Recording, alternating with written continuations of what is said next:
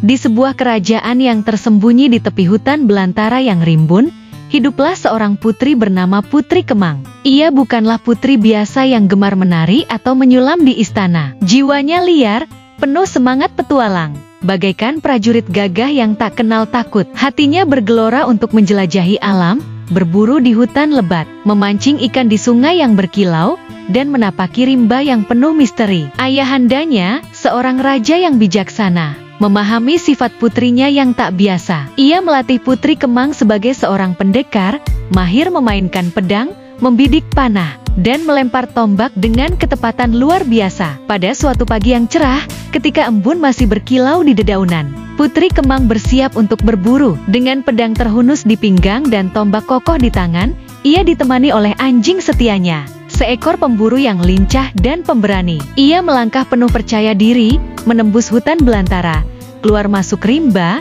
melintasi padang luas, mendaki gunung terjal, dan menyeberangi aliran sungai yang deras. Jika tak ada rakit, ia berenang dengan gagah, tak gentar oleh arus yang mengamuk. Setelah berjam-jam menjelajah, pandangannya tertuju pada seekor rusa yang anggun, dengan kaki belang yang berkilau di bawah sinar matahari. Putri Kemang membidik dengan busurnya, namun anak panah meleset. Amarah membakar hatinya, dan dengan penuh tekad, ia mengejar rusa itu. Ia tak membiarkan binatang itu lepas dari pandangannya, mengejarnya melalui semak berduri dan lembah yang curam. Hingga akhirnya, rusa itu berhenti di bawah sebatang pohon kemang yang menjulang megah, dedaunannya bergoyang seolah menyimpan rahasia. Saat Putri Kemang mendekati pohon, rusa itu melangkah menjauh, seolah memberi ruang. Tiba-tiba, suara dalam dan penuh wibawa bergema dari pohon kemang itu, "Hai putri, hentikan buruanmu. Rusa yang kau kejar itu bukan rusa biasa, melainkan seekor harimau yang menyamar." Putri Kemang tersentak, jantungnya berdegup kencang. Pohon yang berbicara, ini tak masuk akal. Namun, naluri prajuritnya menuntunnya untuk tetap tenang. Ia menimbang pilihan, membiarkan harimau itu melarikan diri atau menghadapinya. Meski penuh risiko, dengan tekad baja, ia memilih untuk bertarung. Ia memanjat pohon kemang dengan lincah, bersembunyi di antara dahan-dahannya, dan membidik harimau yang masih menyamar sebagai rusa. Anak panah melesat, mengenai tubuh binatang itu tepat di jantungnya. Harimau itu roboh, seketika tak bernyawa.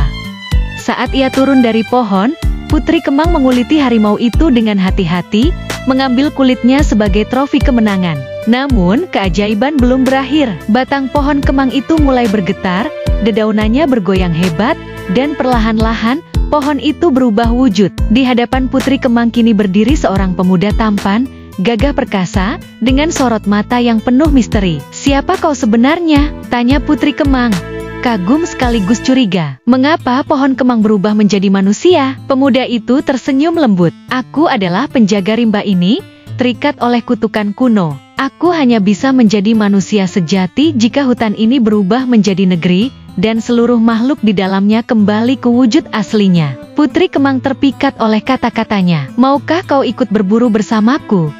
tanyanya penuh semangat. Pemuda itu menggeleng pelan. "Aku tak bisa meninggalkan rimba ini. Tapi jika suatu hari hutan ini menjadi negeri, dan aku menjadi manusia biasa, aku akan menantimu." "Baiklah," jawab Putri Kemang dengan mantap. "Ku berjanji, jika kau menjadi manusia sejati dan hutan ini menjadi negeri, aku akan kembali untuk menjemputmu, dan kita akan menjadi sahabat." Setelah berpamitan, Putri Kemang melanjutkan petualangannya. Namun, tak jauh dari situ, ia bertemu dengan seekor kucing liar yang aneh. Anjing setianya menggonggong ganas, tetapi tiba-tiba kucing itu membesar, berubah menjadi monster mengerikan. Dengan cepat, kucing itu menerkam anjingnya, mencabik-cabiknya hingga tak bernyawa. Putri Kemang, yang terpukul kehilangan sahabat setianya, memutuskan untuk kembali ke istana. Ia berjalan seorang diri, hatinya berat namun penuh tekad.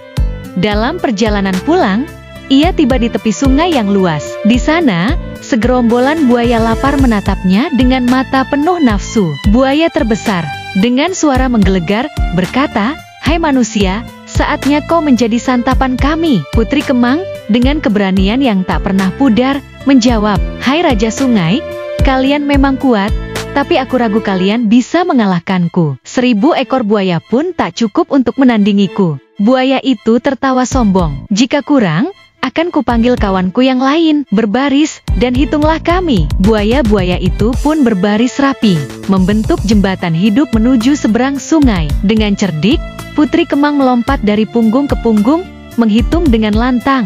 1, 2, 3, 4. Belum sampai 1000, ia sudah mencapai tepi sungai. Dengan satu lompatan terakhir, ia mendarat di tebing dan berseru, "Terima kasih, buaya-buaya yang mudah tertipu. Dagingku tak cukup untuk kalian semua. Carilah mangsa lain di lubuk lain." Buaya-buaya itu menggeram marah, menyadari kecerdikan Putri Kemang. Dengan hati ringan, ia melanjutkan perjalanan pulang. Sesampainya di istana, ia menceritakan semua petualangannya kepada ayah dan ibunya.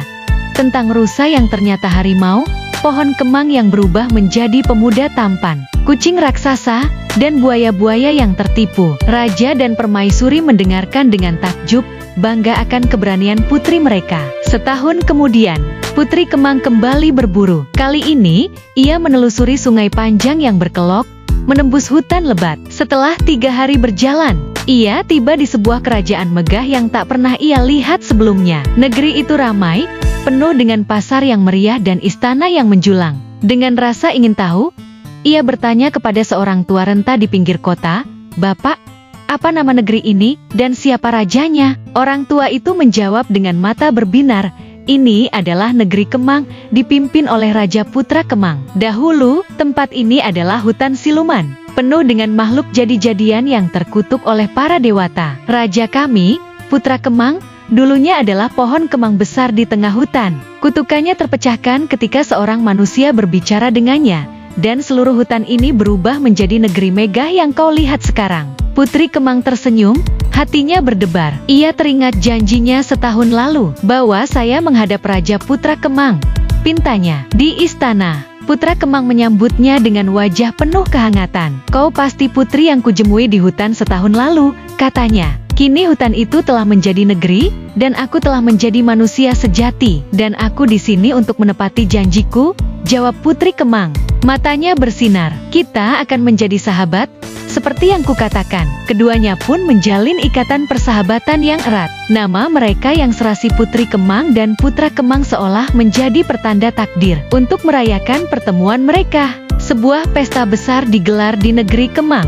Tak lama kemudian, Putri Kemang mengajak Putra Kemang mengunjungi kerajaan ayahandanya. Setelah perjalanan 5 hari 5 malam, mereka tiba di istana ayah Putri Kemang menjelang fajar. Raja menyambut mereka dengan sukacita. Putra Kemang menceritakan asal-usulnya, membuat raja tercengang akan kisah ajaib itu. Melihat kedekatan kedua pemuda itu, raja memutuskan untuk menjodohkan mereka. Hari baik pun ditetapkan, dan pernikahan megah digelar, menyatukan Putri Kemang dan Putra Kemang dalam ikatan cinta. Setelah pernikahan, raja memberi kebebasan kepada mereka untuk memilih tempat tinggal, sesuai adat semendo raja-raja. Ketika usia ayah Putri Kemang semakin lanjut, kerajaannya diserahkan kepada putrinya. Dengan penuh kebijaksanaan, Putri Kemang dan Putra Kemang mempersatukan kedua kerajaan mereka, menciptakan sebuah negeri yang makmur dan harmonis, yang dikenang selamanya dalam legenda.